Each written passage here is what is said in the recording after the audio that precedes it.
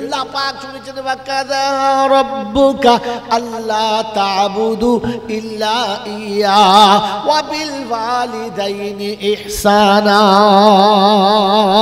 ইম্মা ইয়াবলুগান্না ইনদাকাল কিবারু আহাদুহুমা আও কিলাহুমা ফালা তাকুল লাহুমা উফফিউ ওয়া লা তানহারহুমা ওয়া কুল লাহুমা কাওলান কারীমা। রব্বুল জালাল শুনছে ফেরেশতাদের কাছে, বিশ্ববাসীর কাছে, ও পৃথিবীর মানুষ শোনো, তোমার রবের এইটা ফয়সালা, এই ফয়সালা কোনোদিন পাল্টাবে না।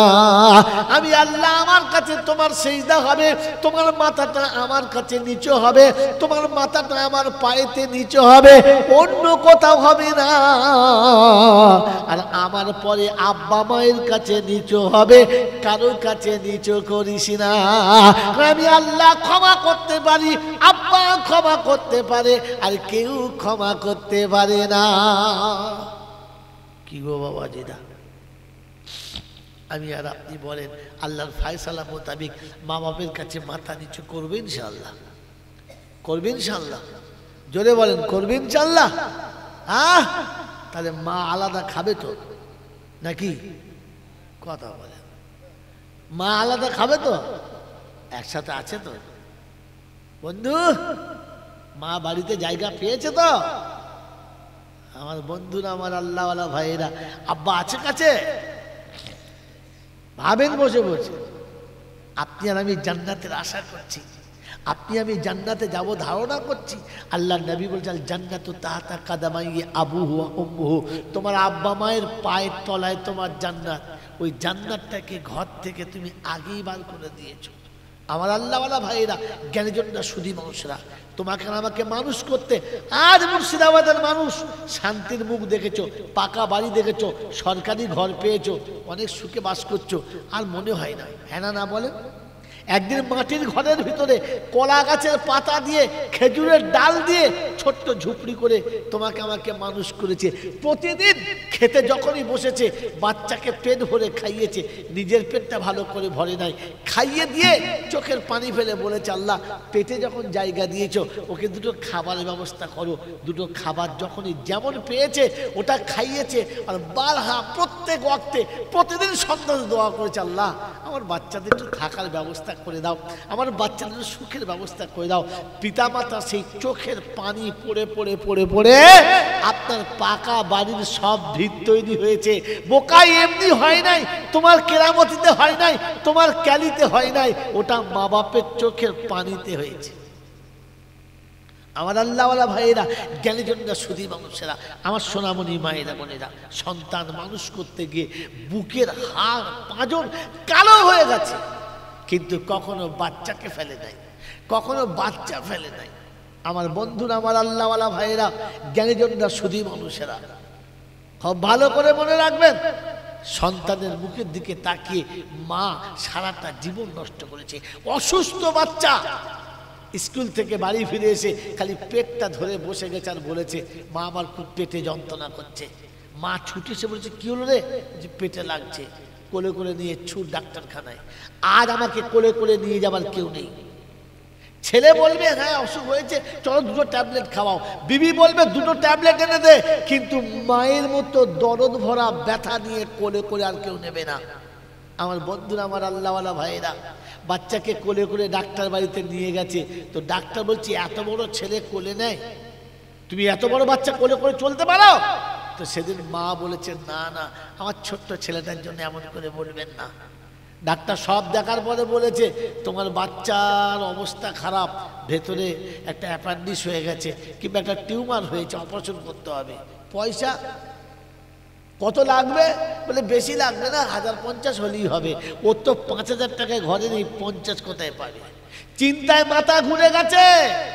বাচ্চাকে হসপিটালে রেখে নার্সিংহোমে রেখে বাড়ি এসছে স্বামীকে দেখা করতে। স্বামী সারাদিন কাজ করে বাড়ি ফিরেছে। কোথায় গিয়েছিলে? বলে কোচির শরীর খারাপ, ডাক্তার বাড়িতে, এই অবস্থা, টাকা লাগবে। ছুটে এসছে দুজনে, তাকিয়ে দেখাচ্ছে বাচ্চা ছটফট করছে, একটা ট্যাবলেট খাইছে, বাচ্চা ঘুমাচ্ছে, মুখের দিকে তাকিয়ে বাপও কাঁদছে আর মাও কাঁদছে, আর চিন্তা করছে কি করে বাঁচাবো, এত টাকা তো নেই। বসে বসে চিন্তা করছে, বসে বসে চিন্তা করছে ভিটে বাড়িটুকু তো সরকারি জায়গার উপরে, ও টাকা তো দাম পাওয়া যাবে না, আর একটা রিক্সা আছে, ইঞ্জিন ভ্যান আছে, ওটা বেচলেও 50,000 হবে না, তাহলে ডাক্তারের ফিটা দেবো কি করে, অপারেশন করবো কি করে, চিন্তার শেষ নেই। মাথায় হাত দিয়ে বসে কাঁদছে, তো বিবি গায়ে হাত দিয়ে বলছে কাঁদবেন না, ব্যবস্থা আমি করব। ডাক্তারকে বলে গেছে আপনি ব্যবস্থা করুন, সকালে টাকা পেয়ে যাবেন, সকালে টাকা পেয়ে যাবেন। আমার বন্ধু, আমার আল্লাহওয়ালা ভাইরা, অল্প সময় কথা শুনে রেখে দেন। ওর বাপ বলছে তুই কোথায় লটারির টিকিট কাটবি নাকি, তুই তো কোথায় পাবি? বলে পাবো ঠিক, তুমি চুপ করে বসো। রাতের বেলা বাড়ি এসে রান্না বান্না সুন্দর করে খাওয়া দাওয়া করছে, ওর বাপকে খেতে দিয়েছে, বলছে তুই খা, আমি খাবো না, তোর পেটে তুই খা, মরণ খাওয়া, আমি খাবো না, আমার বাচ্চা মৃত্যুর মুখে ফেলে রেখে এসেছি, আর তুই আমার জন্য ভালো করে রান্না করছিস, খাবো না, যা। বলছে শোনো, খাও, তুমি বাপ, তোমার যদি একটা কষ্ট হয়, আমি মা কি হচ্ছে ওটা আমি জানি, আর তোমাকে বোঝাবো না, কোনো মতে বুঝবে না, খাই না। মাথার কাছে রেখে দিয়েছে খাবার, শুয়ে গেছে দুজনা। সকালে ঘুম থেকে উঠে গোসল করে জামা কাপড় পরে স্বামীকে বলছে চলো। বলছে কোথায়? বলছে চলো, বাচ্চাকে অপারেশন করতে হবে, চলো। স্বামী স্ত্রী দুজনা চলেছে টোটোতে চেপে। আমার আল্লাহওয়ালা ভাইরা, নার্সিংহোমে যাওয়ার একটু আগে সোনার দোকানের কাছে নেমেছে, ও স্বামী স্ত্রী দুজনা সোনার দোকানে ঢুকে স্বর্ণকরের সামনে বসে দুজনা পাশাপাশি বসেছে, আর গোলার চেনটাকে খ্যাচ করে টেনে ছিঁড়ে নিয়েছে, আর ছিঁড়ে নিয়ে স্বর্ণকরের হাতে দিয়ে বলেছে এটাকে নিন আর টাকা দিন। ওই দিন স্বামী টুক করে ধরে নিয়ে বলেছে বেচবে না, এটা কেন বিক্রি করছো? এই চেনটা আমি জানি, যেদিন মৃত্যুর সময় তোমার আব্বা শেষ সময় বিছানায় শুয়েছিল, ওই দিন এই চেনটা তোর গলায় পরিয়ে দিয়ে বলেছিল এটা তোর মায়ের স্মৃতি, আমি লুকিয়ে রেখেছিলাম, তোকে দিলাম, তুই রাখ, এটা নষ্ট করিস না, আমার শ্বশুরের শেষ স্মৃতিটা, আর তোকে বিক্রি করতে হবে না, রাখ, আমি বিকল্প করব, কিন্তু তোর সোনার চেন বেচতে হবে না। সেদিন মা বলেছে শোনো, কিছু মনে করবে না, একটা কথা বলি। বলে কি? বলে এই চেনটা গলায় দিয়ে একটা আব্বাকে মাটিতে পুঁতে রেখে বাড়ি এসেছি, চেনটা গোলাতে রেখে আর একটা আব্বাকে পুঁততে চাই না, তাই চেন যায় যাক, আমার আব্বা ফিরে বাড়ি যাক। সোনার চেনটা বিক্রি করে টাকা নিয়ে ছেলেকে সুস্থ করে বাড়ি যখন ফিরছে, বাচ্চাকে কোলে নিয়ে আসছে, আর বাচ্চা মায়ের গোলাতে হাতটা দিয়ে বলেছে মা তুমি চেনটা পরে আসো নাই, ভুলে গেছো? মায়ের চোখ দুটো পানিতে ছলছল ছলছল করছে, আর বলেছে শোন আব্বা, আমার চেন আমার গলাতে আমার বুকের উপরে চেপে আছে। ওরকম একটা চেন কেন রে, যদি 1 ডজন চেন থাকতো আর প্রয়োজন পড়তো আমি সবটা বিক্রি করে দিতাম, তবু তোকে ফিরিয়ে নিয়ে যেতাম, তোকে রেখে যেতাম না। আমার আসল চেন তো তুই আমার বুকে আছিস, আর আমার কোনো চেন লাগবে না। আমার আল্লাহওয়ালা ভাইরা, বাপের শেষ স্মৃতি হারিয়ে সন্তান বুকে নিয়ে মা বাড়িতে ফিরেছে, একবারও ভাবে নাই যে আমার বাপের শেষ স্মৃতি চলে যাচ্ছে। আমার আল্লাহওয়ালা ভাইরা, জ্ঞানীজনরা, সুধী মানুষেরা, আমার সোনামণি মায়েরা বোনেরা, একটা সন্তান এখানে এমন আছে যে মা সেদিন তার শেষ স্মৃতি হারিয়ে আপনাকে আমাকে কোলে করে বাড়ি ফিরেছে। মায়ের বিপদের সময় আমি আপনি কখনো এরকম একটা কাজ করেছি যে হাতের আংটি আর হাতে রাখবো না, আজকের এটা মায়ের অসুস্থতাকে দূর করার জন্য, মাকে চিকিৎসার জন্য আমি আমার হাতের আংটিটা বিক্রি করে মাকে চিকিৎসা করিয়েছি, এরকম বাচ্চা দেখেছেন? না। আমার আল্লাহওয়ালা ভাইয়েরা, জ্ঞানীজনরা, বুদ্ধিজীবীরা, আমার সোনামণি মায়েরা বোনেরা, এই সন্তান সংসারে এসে একটু ঝামেলা, একটু মনোমালিন্য, রাগে বাপকে ফেলে রেখে থাকবো না তোর ঘরে, থাকবো না তোদের সাথে, বার হয়ে চলে গেছে। বাপ রাগের মাথায় বলেছে যা দূরে যা চলে যা, বাস চলে গেছে। 1 বছর গেল, 2 বছর গেল, 5 বছর গেল, ছেলে ফেরে না, বৃদ্ধ হয়ে গেল, মা বাপ অচল হয়ে গেল, ভিক করে খায়, আর কোন রাস্তা নেই ভিক ছাড়া। আমার বন্ধুরা, আমার আল্লাহওয়ালা ভাইয়েরা, জ্ঞানীজনরা, সুধী মানুষেরা, আমার সোনামণি মায়েরা বোনেরা, আর কোনো রাস্তা নেই, আর কোনো রাস্তা নেই। একদিন সন্ধ্যাবেলা বসে আছে, মায়ের চোখে পানি কাঁদছে। তো বাপ জিজ্ঞাসা করছে, কিরে কাঁদিস কেন? বলছে, বিশ্বাস করো, কুরবানির দিন এসেছে, করিমদের বাড়িতে কুরবানির গরু এনেছে, তার নাতিরা চারিদিকে গোল করে বসে আছে দাদুকে নিয়ে আর আনন্দ মানাচ্ছে। আর যদি আমার বাচ্চা থাকতো, আর যদি আমার বাচ্চা থাকতো, সেও কুরবানির গরু আনতো আর আমার নাতিপোতরা চারদিকে খেলা করতো, আমার ভালো লাগতো। আজ আমার বাচ্চা নেই। তো বাপ রেগে গিয়ে বলেছে, তুই বাঁজা মেয়ে ছেলে, তোর বাচ্চা কবে হয়েছে? কবে? চুপ কর, এরপর কাঁদলে তোকে পিরবো আমি। স্বামীর ভয়েতে কিচ্ছু বলে না, চুপ করে বসে আছে। স্বামী ঘর থেকে বার হয়ে গেছে, গোটা পাড়া ঘুরেছে, সন্ধ্যাবেলা ভাত খেতে বসেছে। দুজনা খাওয়া দাওয়া সেরে ও বিছানায় শুতে গেছে। আর বুড়ি বললে, তুমি চলো, আমি যাচ্ছি। আমার বন্ধুরা, আমার আল্লাহওয়ালা ভাইরা রান্না বান্না করে খাওয়া দাওয়া করে বাসন বাটি গুটিয়ে নিজে একটা পান মুখে দিয়েছে, আর একটা পান হাতে করে স্বামীর জন্য নিয়ে গেছে। গিয়ে দেখে বেচারা উবুড় হয়ে শুয়ে শুয়ে কাঁদছে, ডাকছে, কইলাও পান খাও। ওঠে না, উঠো পানটা নাও। ওঠে না, জোরে ঠেলে চিৎ করেছে, দেখে চোখের পানিতে অর্ধেকের বেশি বালিশ ভিজে গেছে। তখন বিবি স্বামীকে জিজ্ঞাসা করছে, আমি কাঁদলে ধমক মেরে চুপ করাও, আর তুমি কেঁদে বালিশ ভিজাও, কেন কাঁদছো? বলছে, শোন, বিশ্বাস কর, তোকে ধমক মারার পরে আমি বার হয়ে গেছি, গোটা পাড়াতে ঘুরে দেখেছি ছেলে নাই। খোদার কসম করে বলছি, কবরস্থানের কাছে গেছি, দাদুর কবর দেখেছি, বাপের কবর দেখেছি, মায়ের কবর দেখেছি, গ্রামের লোকের কবর দেখেছি। ওইখানে গিয়ে আমার বাচ্চার কবর দেখতে পাই নাই। কবরটা দেখতে পেলে তাও তো কবরের কাছে বসে কেঁদে জানটা ভরাতাম, মরেও নাই আর কবরের কাছে যেতে পাই নাই। ওই সময় মা কেঁদে বলেছে, চুপ করো, ওরকম করে বলতে নেই, আমার বাচ্চার অমঙ্গল হবে, এর নাম মা, আমার বাচ্চার অমঙ্গল হবে, কাঁদবেন না। আমার আল্লাহওয়ালা ভাইরা, জ্ঞানীজনরা, সুধী মানুষরা, আমার সোনামণি মায়েরা বোনেরা, মা বাপকে সান্ত্বনা দিয়ে চুপ করে শুইয়েছে। ওদিকে সন্তান শ্বশুর ঘরে বিদেশে বড় চাকরি করত। খোদায়ে পাক বলে, মায়ের চোখের পানি পড়তে পড়তে, বাপের চোখের পানি পড়তে পড়তে উপর থেকে খোদার গজব নামতে শুরু হয়েছে। এমন রোগে রোগাক্রান্ত হয়েছে, এমন রোগে পড়েছে যে পৃথিবীর সব ডাক্তার জবাব দিয়ে দিয়েছে, আর বলেছে যেখানে থাকবে সে বাড়িটাও পর্যন্ত নষ্ট করবে, একে বাড়িতে রাখা যাবে না।